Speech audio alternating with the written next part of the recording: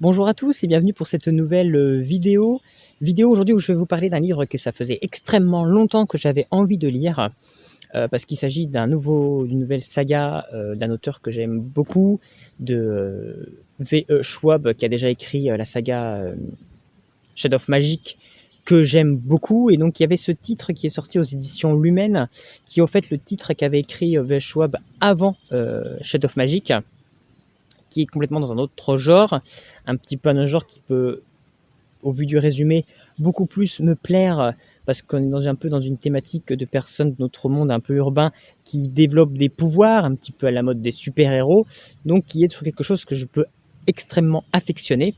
Donc j'étais très intrigué par ce roman, où en plus on met en avant plutôt le côté malfaisant, le mal contre le mal, enfin, en fait il n'y a pas forcément de bien, vraiment voilà, le côté un petit peu plus ténébreux du côté des pouvoirs. Donc je trouvais tout ça très très intéressant. Donc j'avais très hâte de découvrir donc ce titre de V.E. Schwab, Vicious, donc aux éditions Lumen. C'est donc une duologie, il n'y a que 2 tomes. Et donc j'avais très hâte de me plonger dans ce roman. Et j'ai un avis extrêmement positif fait sur ce tome, qui, malgré un début qui m'aura laissé plus mitigé, une deuxième partie beaucoup plus intéressante et mieux construite. Donc voilà, je vais revenir tout de suite en fait dans ma critique après le résumé pour vous expliquer concrètement ce qui m'a plu et ce qui m'a fait adorer ce roman après le résumé. Donc Vicious en fait parle de l'histoire de 2 jeunes, Victor et Ellie, qui sont 2 jeunes en université, qui sont colocataires. On a Victor qui est une personne assez renfermée, assez ténébreuse, et Ellie qui est quelqu'un voilà d'extrêmement parfait, à qui tout réussit, mais qui semble néanmoins malgré tout, quand même tout ça cacher une part un petit peu de ténèbres malgré tout. Et il va se trouver qu'en fait Ellie, pour son sujet de fin d'année, va se concentrer sur les EO, les extraordinaires. En fait, pour lui, il existe des personnes qui peuvent développer des dons. Et il va faire toute une analyse pour essayer de comprendre comment en fait ces gens ont pu acquérir ces dons. Et il va en venir à la conclusion que pour cela, il faut en fait frôler la mort, même carrément mourir et revenir à la vie, et que c'est à ce retour en fait qu'on arrive à acquérir en fait des dons. Il va mener une expérience avec son ami Victor et qui va forcément l'entraîner là-dedans. Enfin, c'est plutôt Victor qui va vouloir être un cobaye pour lui. Mais il va se trouver que l'expérience va rater pour Victor, ça va pas du tout marcher, il va pas du tout développer de pouvoir.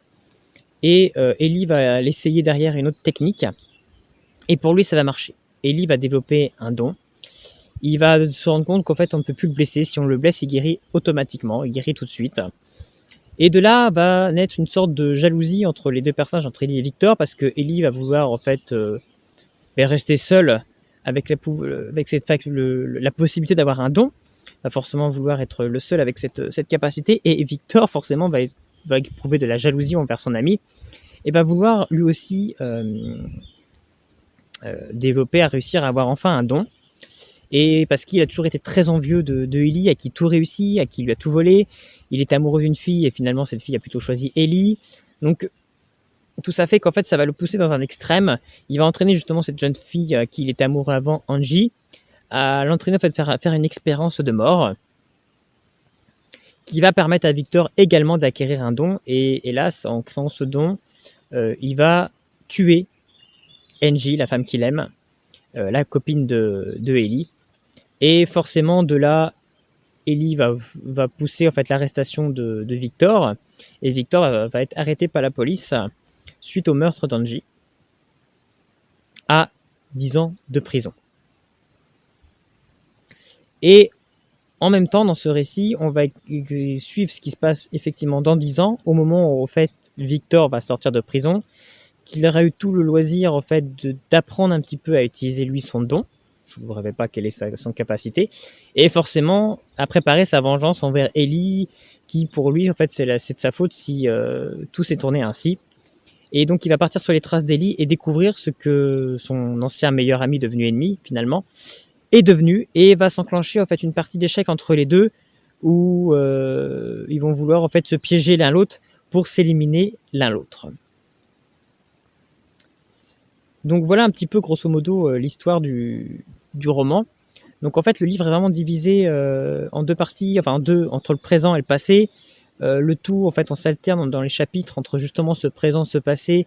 En fait il y a une espèce de jeu de ping-pong, un échange en fait entre le passé et le présent pour comprendre en fait ce qui s'est passé sur les différents personnages et comment ils ont vécu chaque chose et comment ça les a menés en fait à tel ou tel point.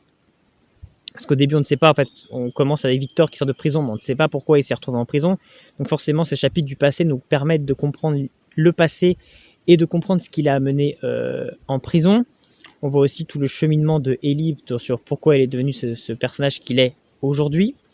On va suivre exactement d'autres personnages. On va suivre aussi la jeune Sydney qui va rencontrer Victor. Donc elle aussi, on va avoir des flashbacks pour comprendre un petit peu son passé.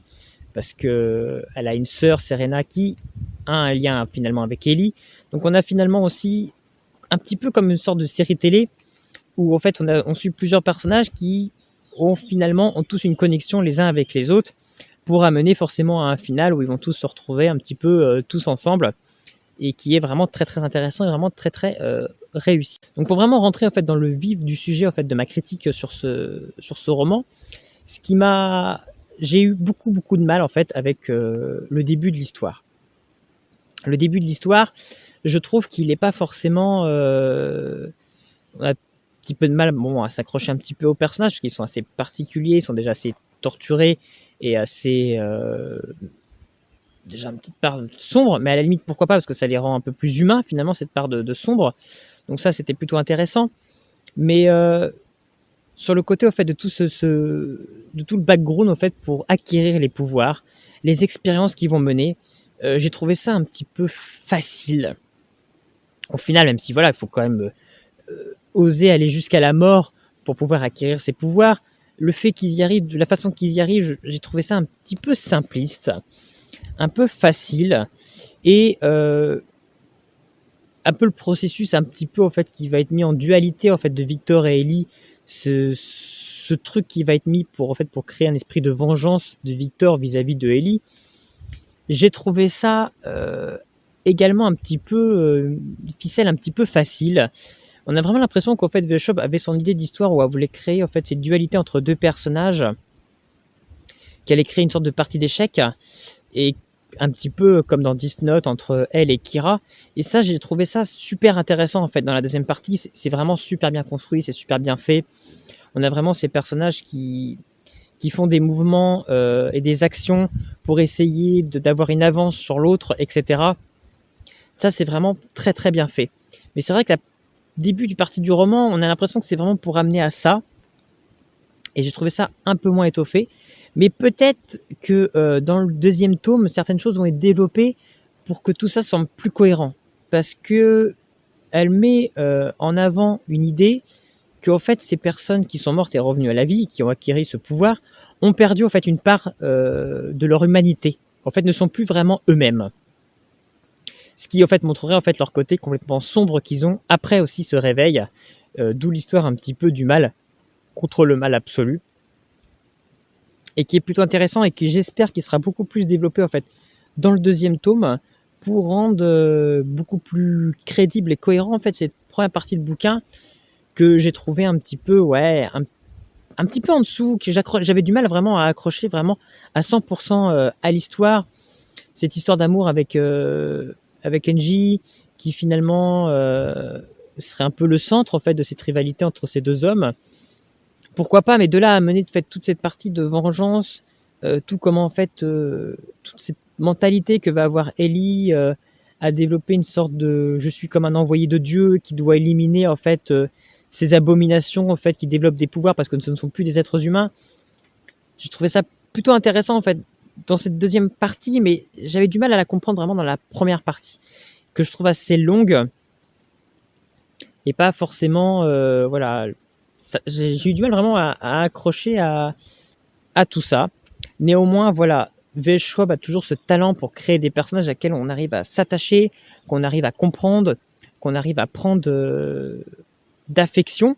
Elle avait déjà réussi voilà, ce tour de force avec ses différents personnages un petit peu torturés dans Shade of Magic.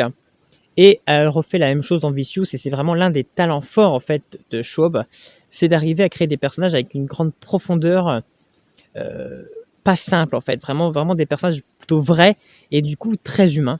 Et c'est vraiment l'une des forces en fait de son roman, c'est vraiment le temps de poser ces personnages et de poser une psychologie. Et c'est vraiment ça qui est très intéressant. Donc ça contrebalançait en fait le côté un petit peu mitigé que j'ai de la première partie et tout cet aspect en fait de développement des dons que j'ai trouvé un petit peu facile. Mais on se retrouve après avec une deuxième partie de roman vraiment très très intéressant, très haletant, très prenant, avec un côté thriller et ce côté en fait où tout se passe dans la même ville, où chacun va vouloir essayer de coincer l'autre pour l'amener là où ils veulent l'amener pour arriver à le battre. Et j'ai trouvé ça vraiment, cette enquête vraiment très très intéressant. Le choix des dons, des pouvoirs, la raison en fait qu'ils ont tel ou tel pouvoir est aussi très très intéressant. Je vous en dis pas plus, mais c'est vraiment très bien choisi. En fait, chaque personnage va développer un don qui n'est pas dû au hasard. En fait, c'est vraiment très très bien trouvé là-dessus.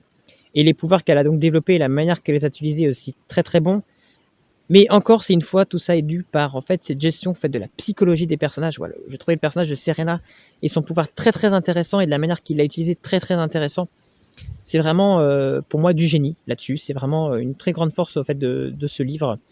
Donc c'est vrai que j'ai passé un très très bon moment. J'ai très hâte de lire la suite parce que je pense que le deuxième tome peut encore monter en puissance en fait cette saga, parce qu'en fait pour moi ce tome est monté en puissance tout du long, parce que comme je vous le dis au début, j'ai eu un avis mitigé et que c'est monté en puissance en fonction de l'histoire, comment il a voulu tourner son histoire. Donc c'était vraiment très très bien. Donc si vous aussi vous avez lu Vicious de V.L. Schwab, n'hésitez pas à me laisser un avis. Et puis sinon on se retrouve bientôt pour une prochaine vidéo. À bientôt et merci de votre écoute.